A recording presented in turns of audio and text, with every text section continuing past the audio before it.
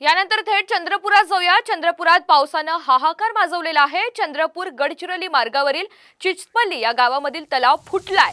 पुराच्या पाण्यामुळे संपूर्ण गावाला वेढलेला आहे आणि गावातील अंदाजे 100 घरांमध्ये पाणी शिरल्याचं चित्र बघायला मिळतंय। दुसरीकडे चंद्रपूर तालुक्यातील पिंपळखूट या गावात सुद्धा अंधारी नदीच्या पुराचं पाणी शिरलंय। गावातील घरांना या पुराचा मोठा फटका बसलाय।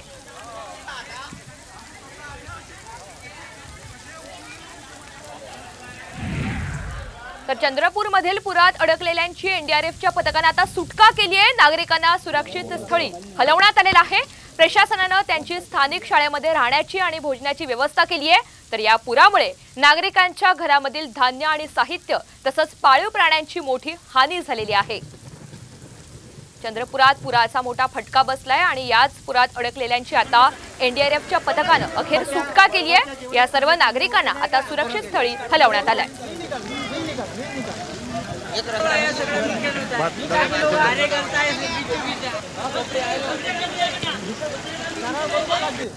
तो भोंग्याला पूर्ण कचरा जाम झाला जंगलाचा पुरा येऊन आणि डिपार्टमेंट वाले वरतून मध्ये प्रत्येक नाल्याले हे केले टाके म्हणजे आडवे हे केले।